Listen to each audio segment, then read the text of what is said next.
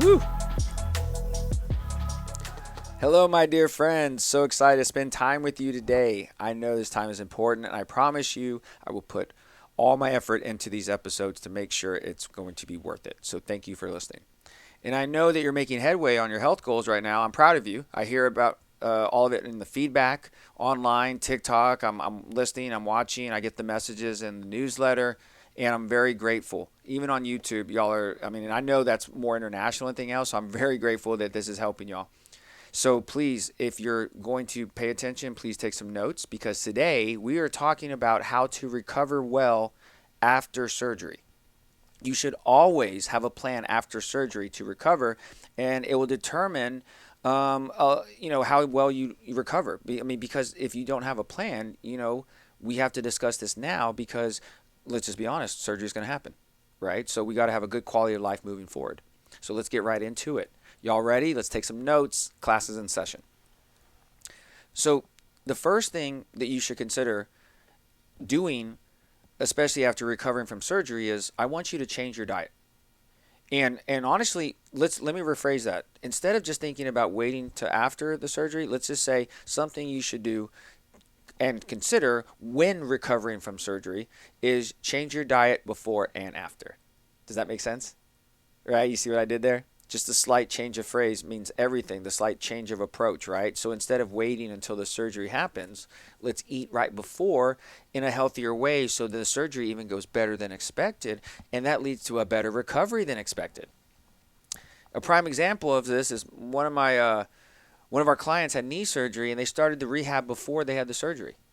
Right? They started the actual physical therapy rehab, and guess what? They shaved a few weeks, if not months, from their rehab because the golf game needed it, right? So they had to get back at it. And so when we talked to them, we said, well, why don't you change your diet in the process? And they said, what do you mean? I said, well, sugar is really bad for you after you have surgery because sugar is inflammation. And I'm talking about processed sugar, not the fruit sugar, but just processed sugar like, bread, rice, chocolate, milk chocolate, right? Ice cream. It's funny because they give you ice cream right after you have surgery usually, right? So I'm like, well, that's the last thing you want to do because that's like throwing gasoline on the fire. Processed foods are really bad for the recovery process because there's just a bunch of toxins going into your body, a bunch of processed things that your body has to work really hard at to basically disintegrate and utilize and then poop or pee it out. That takes a lot of energy and effort.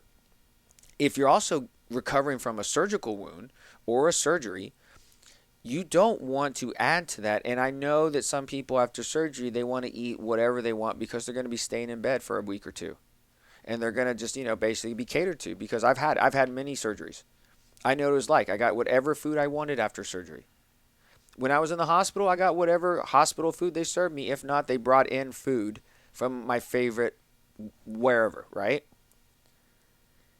But all the studies show that, if you've had surgery, even days, weeks, even months after the operation, that food can affect your healing and recovery. So eating the right foods, avoiding the wrong ones, it can even help you prevent infections. That's straight up right here, directly from many medical health journals. And they tell you, what foods to stay away from. That's simple. They say stay away from the red meat. They stay away from the cheese, stay away from the processed meat, stay away from the bacon, stay away from the hot dogs, stay away from the white bread, the crackers, the pasta, the sugary snacks, and the desserts. That's what they tell you not to eat after surgery. I would say don't eat that before the surgery either. Like if you imagine you're having surgery for some reason, let's say it's to take your gallbladder out. Maybe the cheese, the processed meats, the bacon, the hot dogs, the burgers, the crackers, the pasta, the sugary snacks, maybe that's what got us here in the first place. And if your doctor is only telling you to don't eat that, just for now, for the surgery, I'm going to take it a step further. Don't eat it before the surgery. Don't ever eat it again after the surgery. Does that just make sense? Like this is do not ever do that again, or I'm going to see you again in a few years, maybe a few months, and I'm going to take something else out. I'm going to have to. People always tell me with the gallbladder that sometimes it wasn't their choice. Like the gallbladder was septic, which is a term means it's just toxic, so bad that there's no going back. And I say, well, why was it so toxic? It's not a question of like, why I had to get it out. I'm just like, but I will ask that question. Why was it so toxic? Why did you have to get it out? People don't like to answer that when they start thinking about it. Like, well, I had gallstones, yes, I've had digestive issues. And I'm like, well, how long? And they're like, oh, forever. I've had heartburn, weight gain, constipation, dehydration, malnourishment. And then you can even say this too. If you've ever had mood issues like depression, anxiety, ADHD, you've definitely had gut issues, which means you've had digestive issues. So throw that into all the mix. And now you're saying like, well, when it comes to surgery, depression, the liver, the gut, I mean, at this point right now, it's all part of the recovery process because all those things are heavily involved in just your overall everyday function. So yes, your diet is your medicine at this point right now and treat it as a medicine. If you're going to eat healthy food, it's going to be a healthy medicine for your recovery. And you know what to eat. Come on, do it right. If you don't know what to eat, I'll tell you what to eat. We have some episodes, foods for the liver, foods for the gut, foods for the brain. Go look them up. Now, here's what I really want you to think about. When you're recovering from a surgery, I want you to support your liver. All right? Yes, surprise, surprise, I'm talking about the liver. The liver is going to detox all the medications that you take while you're going through the operating process. Like if you're going to have surgery, guess what they give you afterwards? They give you pain meds. Sometimes they give you anti-inflammatories. Sometimes they recommend you can do ibuprofen and Advil and Tylenol and alternate one by one. Well, guess what all those medications do?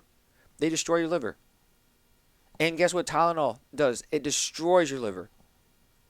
So if you think about the recovery process, there's not one doctor out there that's going to talk to a person post-op that's going to say, guess what? You should also take care of your liver because the amount of medications I'm going to give you is going to overwhelm it and destroy it. No doctor's going to tell you that. They're going to say, hey, just take this for a couple weeks and then, I'll see you then and we'll figure out what to do next. That's it. No discussion of diet. No discussion of how the liver is going to be destroyed in the process of taking how many rounds of different medications. And heaven forbid you get an infection. Guess what? You're taking antibiotics now. All of it goes through the liver. The liver has to metabolize all these medications, plus whatever you eat. Going back once again to whatever you eat, eventually it winds up being stored in the liver. So imagine I'm having my liver after a surgery. I'm now having to do medications, right, that my liver is having to take care of. Now my liver is also having to handle all the processed food if I decide I'm just going to eat whatever I want after surgery. But let's say I flip that. And let's say I'm like, okay, I'm going to rehab before the surgery. I'm going to change my diet beforehand. Maybe, I know I can't always take my supplements before surgery because that is true. There's some supplements you cannot take before. We're going to get into that in a second. But you can definitely support your liver before and after the surgery, and you should continue to do that for the rest of your life. But that can be like, let's say, I'm a really big fan of omega-3s, like salmon. Okay, I love salmon. All right, and you love salmon too. You know you do. And if you don't love salmon, okay, do you like chicken eggs? You like chicken eggs. Okay, perfect. If you don't like chicken eggs and you're a vegan, oh gosh, we got spirulina. Is that one? Colaria, whatever that other one is. I have probably mispronounced that one. There's some algae out there with omega-3s for you. I'm sorry. Like, it's just you can't get it as well as you can from fish and chicken eggs. I'm sorry. But imagine omega-3s are perfect for your liver. So I imagine like you do salmon, sardines, chicken eggs before and after the surgery. One, it's less inflammation going throughout your digestive tract, and it's less inflammation being stored in your liver. It's not going to overwhelm the liver in its ability to also detoxify medications throughout this process. And then also the liver makes things called antioxidants. The liver detoxifies the body. So in the recovery process, the liver is probably the main organ in your recovery process. When I say that, they're making something called glutathione. Glutathione is a master antioxidant that the liver and a little bit to some degree the brain makes. And what the liver does is the liver makes this glutathione. And you've heard about glutathione IVs, you've heard about glutathione supplements. People take glutathione. Some people genetically can't make enough glutathione coming from their liver. That's the MTHFR issue. So you imagine if your liver is going to detoxify medications and it's going to detoxify inflammation from surgery, that's what it does. It's going to make glutathione in the process. Did you know acetaminophen destroys your glutathione production?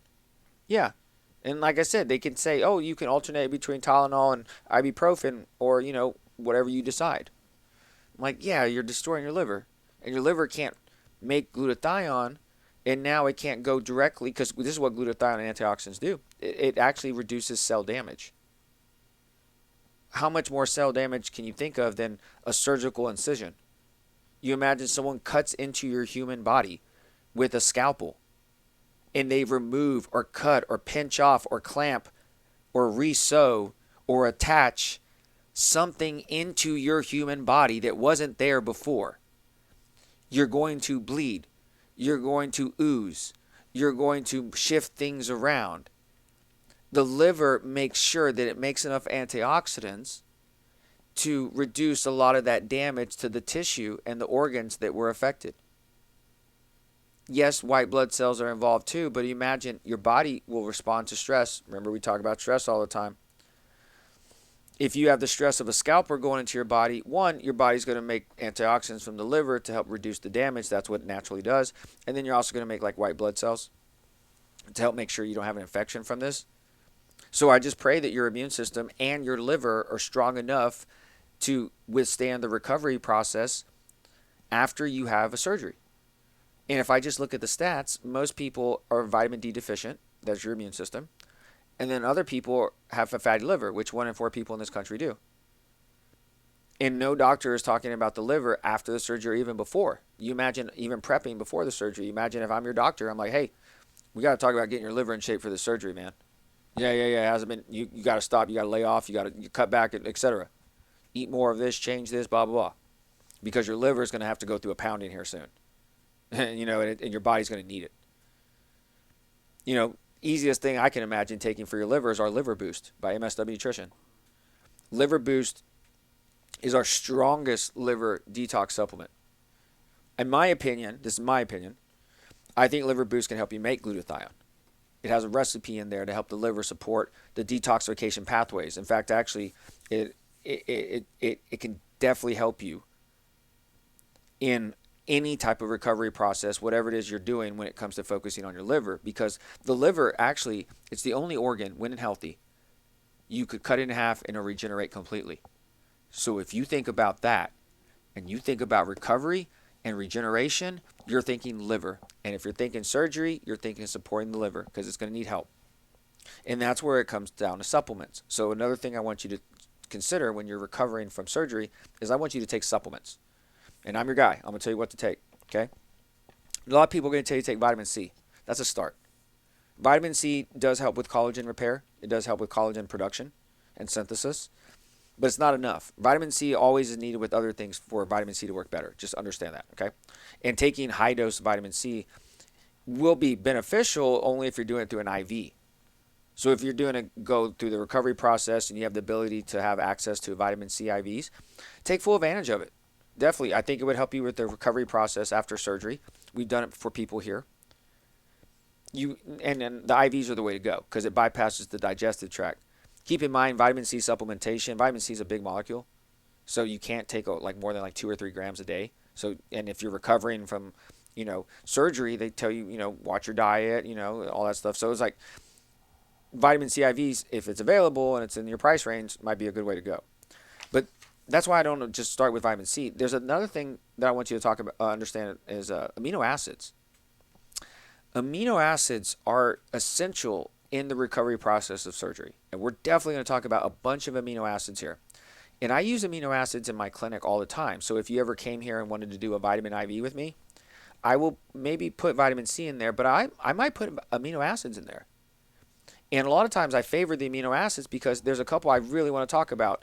There's 3 in particular. They're called L-arginine, L-carnitine, and L-glutamine. Now, if you are a bodybuilder or you take supplements for your muscles, you've heard of all 3 of those. If you've taken supplements for your heart, you might have heard of a couple of those. Amino acids are great for anything when it comes to health, hormones, DNA, muscle production. They're essential for our DNA. That's what happens.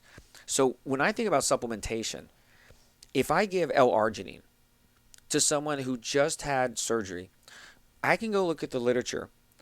And L-arginine, according to the literature, along with things like omega-3, eat your omega-3s, right?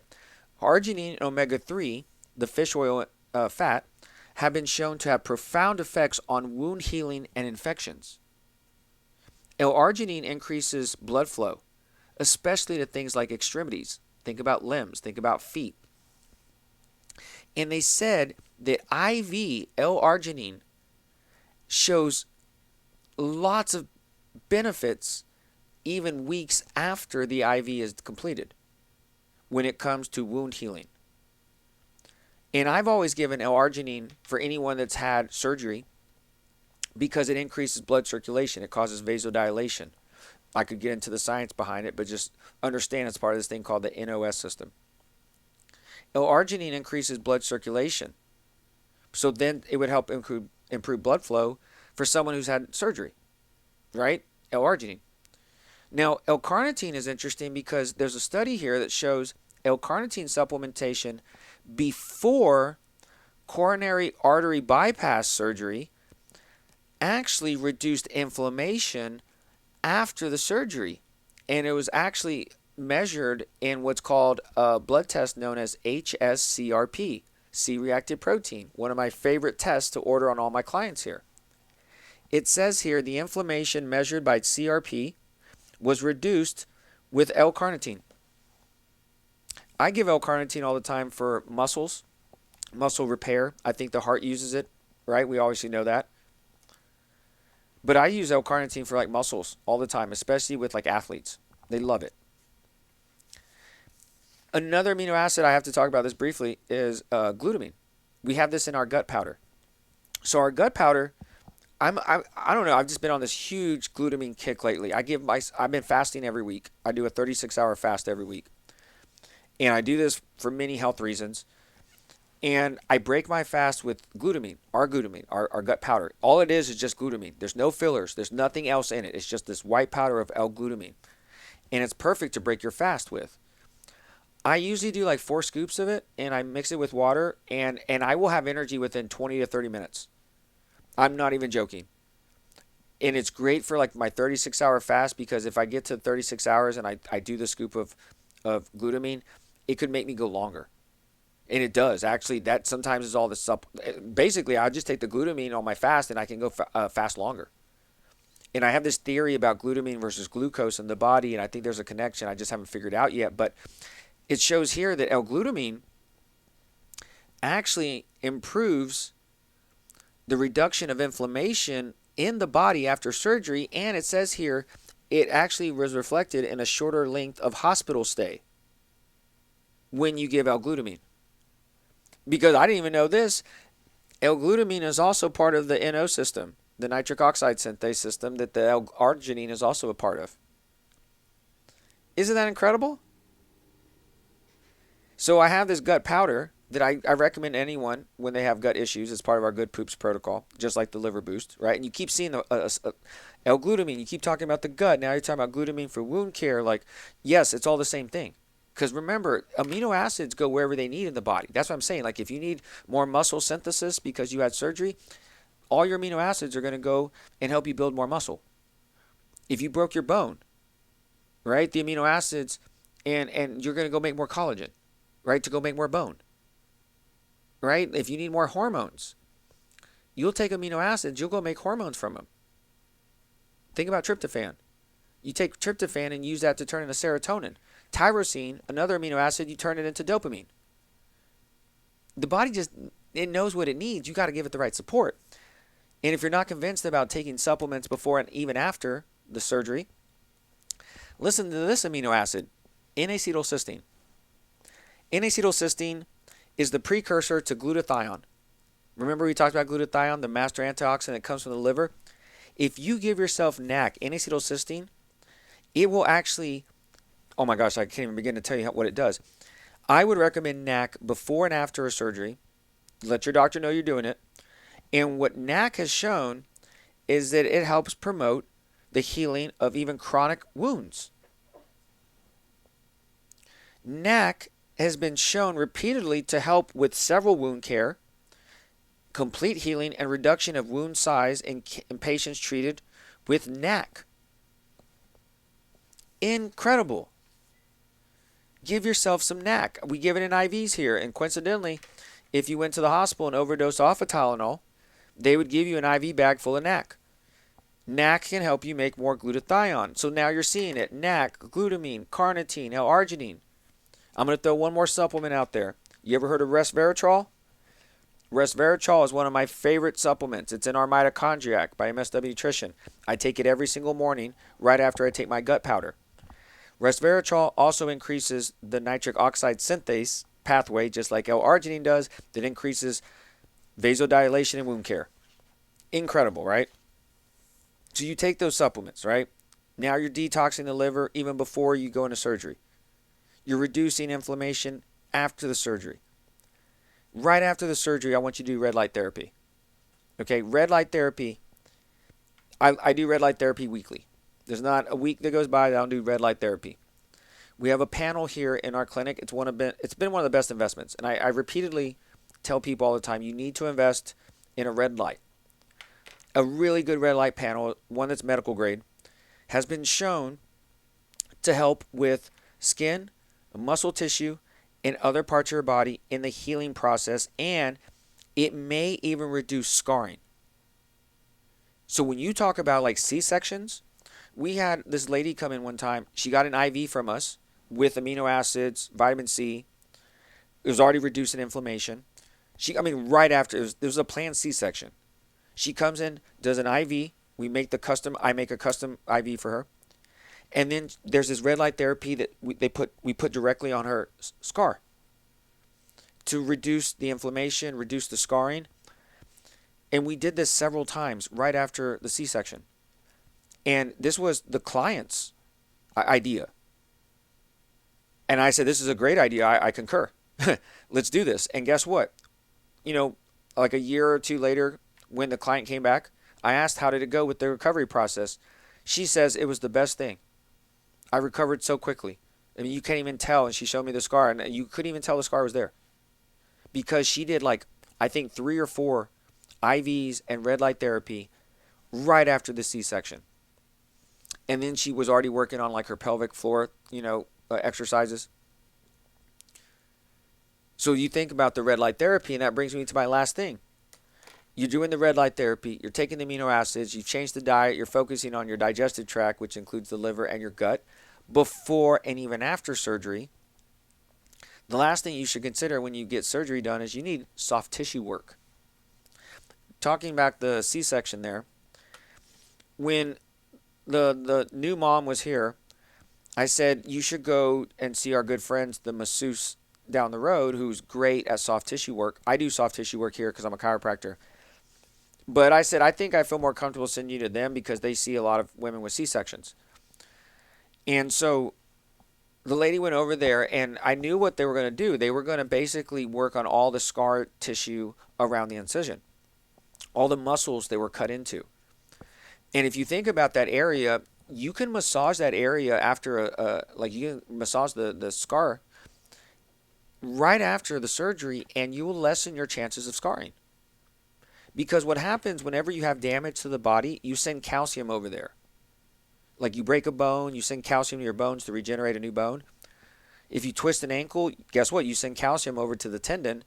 And if you do it repeatedly, you not only get a calcified tendon, you get bone spurs, right? Same thing happens in your back. If you twist your back or you hurt it, you send bone spurs into your joints, you have degenerative joint disease. Well, the same thing will happen after a surgery. You're going to have a little bit of calcification going to that surgical site. And it's up to you to keep it away. The doctor and the surgeon's not going to tell you this. They don't care. They're worried about infections. That's all. They're worried about it opening back up again, staying in place, and infections. Okay? They're not worried that your muscle has fascia that was cut into and that you have issues afterwards. Because I talk to women after hysterectomies. There's not a lot of follow-up after hysterectomy when it comes to soft tissue management, at least coming from the surgeon side. And then, with the C-sections, no. There's no discussion either. Well, maybe a little bit more, because you have the midwives and the doulas that talk more about taking care of the muscles down there, exercising and soft tissue work. I even think about lymphatic work. You could do cupping, dry needling, Graston, ART, active release technique. All of those are very acceptable soft tissue therapies that I highly recommend you to go see for any type of surgery. Just seek it out before you have your surgery. Find a good one. And you don't know who to find, reach out to me. I'll look one up for you. Or you can come see me. All right. I think that was great. We did a lot here. We covered a lot. Okay? If you're going to have surgery, you need to take supplements. Okay? If you're going to take supplements, I suggest you take our glutamine, the gut powder, and then I also suggest you take our liver boost. Because that liver boost is going to help support the liver. It's going to detox the stuff that's going in that shouldn't be there. And it's going to help you recover quicker. If you want a code and you're about to have surgery, seriously, you're about to have surgery, I want you to use these supplements, liver boost and gut. Take gut first, then take liver boost. 1 to 2 of each in the morning. Use code NurseDoza. All right? And if you have the opportunity to come to Austin, come get a vitamin IV with me. I'll do the red light therapy for you. We'll put the amino acids in there. We'll send you home with some gut, some liver boost. And we'll help you recover quicker. But even if you can't see us, just understand you got this. There are things that you can do, and you're going to feel better quicker if you do these things even before the surgery. Okay? I know no one else is going to tell you this, but we are going to tell you, take hold of your health now. Your power to recover will be more effective. We're rooting for you. Take care, and until next time, class is concluded. Keep working on your health.